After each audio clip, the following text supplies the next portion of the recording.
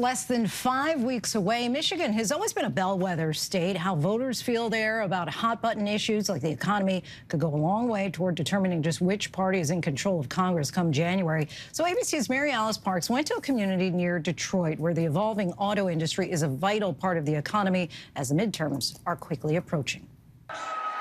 On the campaign trail, President Biden touting Democrats' big legislative wins this summer. My economic agenda has ignited historic manufacturing boom here in America. Where is it written that says we can't be the manufacturing hub of the world? Hoping that with gas prices falling and job numbers strong, Democrats can run on positive parts of the economy and new laws designed to help American manufacturers.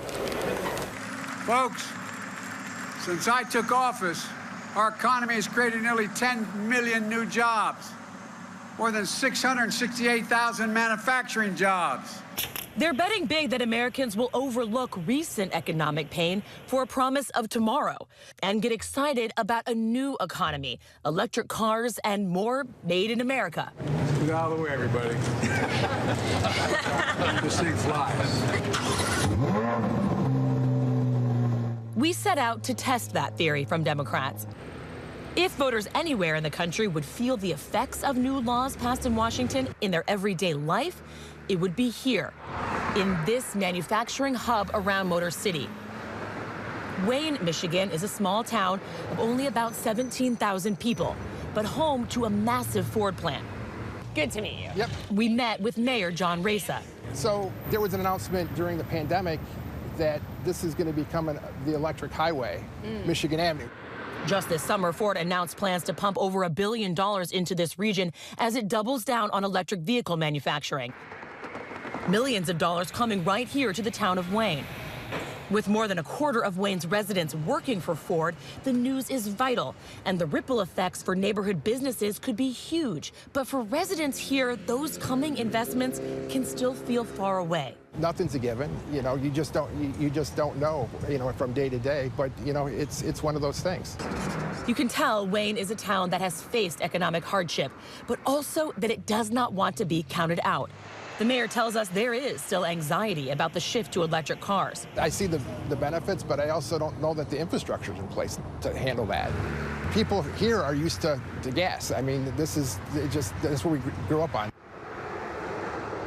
We hop on Michigan Avenue, this main artery connecting manufacturing plants, and drive just a few miles from Wayne's small downtown to the Jack Demmer Ford dealership. How's business? Business is good. It's different, right? It's, the way of doing business pre-COVID is completely a 180 from what we do now. So everything's more of an order to delivery. It's more custom. People are still buying cars. People are still buying cars. One of the major drivers of inflation has been the huge demand for cars. They tell me all of the electric vehicles they have are already sold. Sitting center lot, spot-lit in the sun, are two new all-electric Ford vehicles. Yeah. Matt Demmer, who runs the dealership, loves to brag. Mach-E is absolutely fantastic. If you've not driven a battery electric vehicle before, it is absolutely insane. It's a rocket ship. He sees me eyeing the new F-150 Lightning and offers a test drive. All right, the car's on. Okay. You don't hear it, though. Right, I know, that's wild. All right, let's go down the street here. But he says he does not see his lot filled with only EVs anytime soon. They have to be affordable for everyone because we don't have that today. Outside of Wayne, in a neighboring suburb, we meet up with a group of moms, statistically more likely to be key swing voters in this area.